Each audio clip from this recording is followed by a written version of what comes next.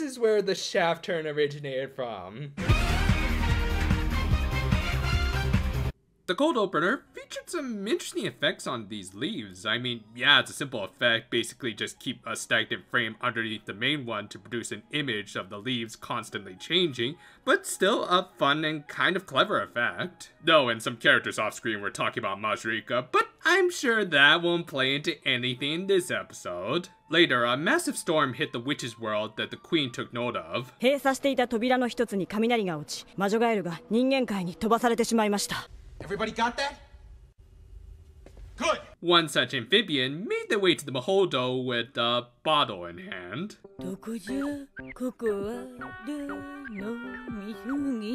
And I'm sure that's just a bottle of hot sauce. Later, a robber allegedly broke into Ompu's agency's office. Pop assumed it was a crazed fanatic, which, yeah, considering current fandoms, that's more than the realm of possibility. Also, what's going on with Hazuki's eyes here? I have seen that'll turn you white. Oyaji suggested this might have been the result of a bad item, and thus insisted they take him to go see Ompu. Dude, you're already on several watch lists. You really can't call that profiling at this point. Still, he did bring up a reasonable assumption, so they brought the toad with him, which resulted in him making more of these faces, and eventually, when they did let him meet Ompu...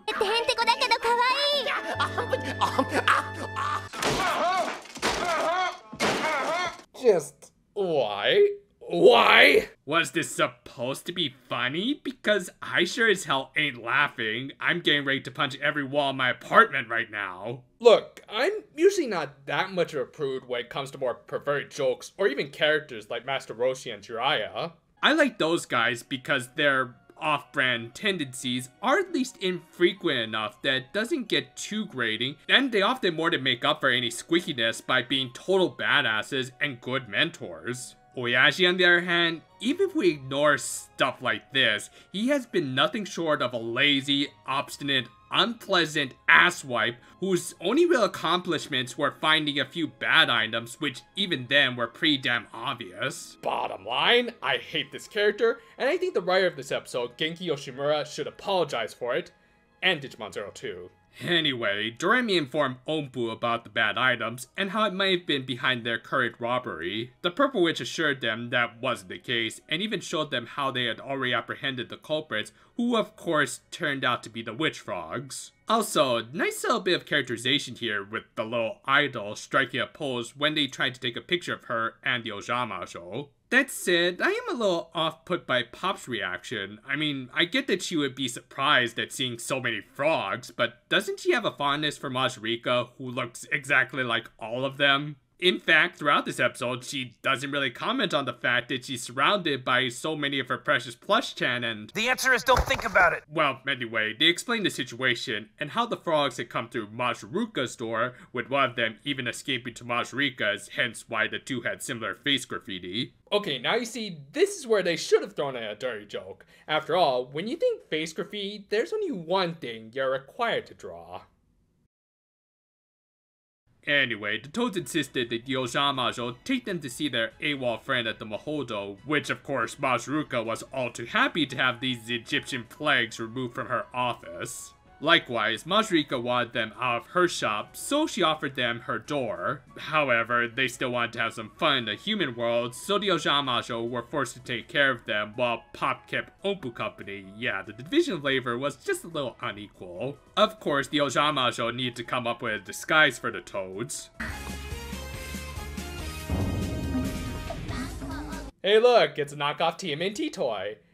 You know, aside from the actual punk frogs who appeared in the 80s cartoon. They would make a toy for just about anything for that show, wouldn't they? This led into a bit of a fun montage with the Ojamajo and the Witch Frogs touring the town, partaking in some jackass stunts, and taking pictures, even though I'm pretty sure disposable cameras like that didn't have built-in timers. They rounded out the day with a visit to Majorika's private hot springs. Oh hey look, frogs in hot water. I'll let you fill in the blanks.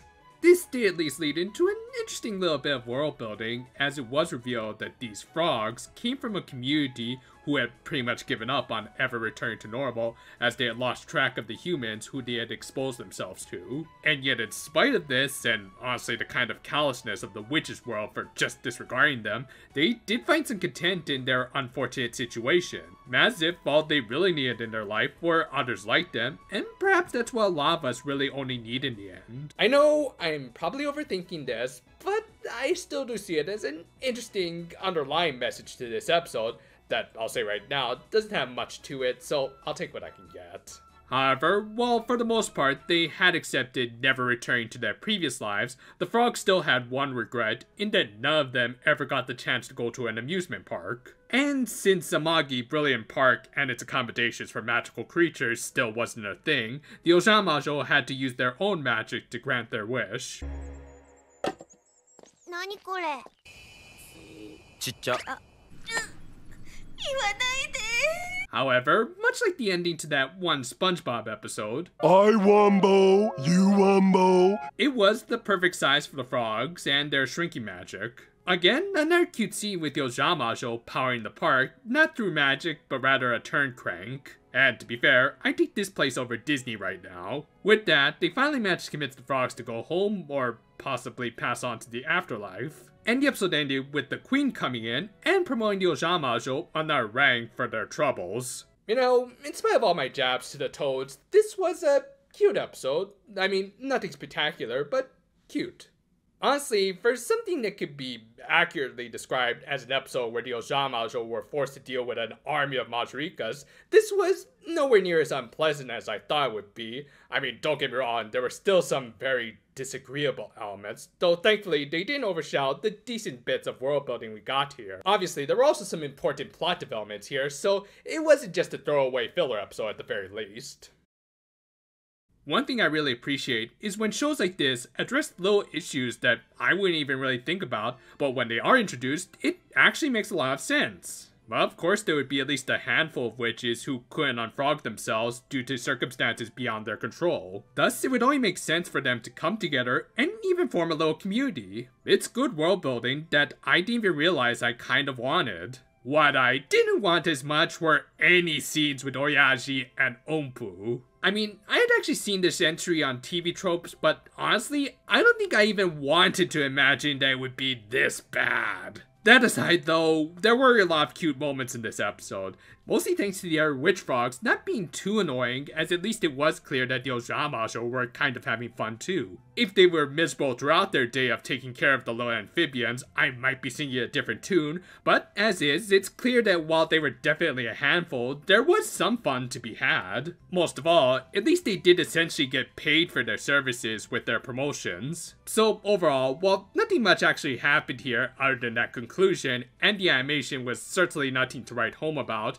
this was a decent outing for the little witches that could have been much worse. At least the yellow toad was only in the first half of the episode. Work on the next Toy Trinity video is underway, and while I can't give an exact ETA just yet, I will say I'm at least having fun researching this stuff. For the most part, I like when I can do these more video essays where I can exposit what I think make for interesting stories, and for me, there are a few things I find more interesting than a good toy protagonist. Still look forward to it, and until then though, farewell for now my friends, and okay, that's strange, it wasn't supposed to rain today. Wait, is Haruka-san still out? I gotta start investing in parkas.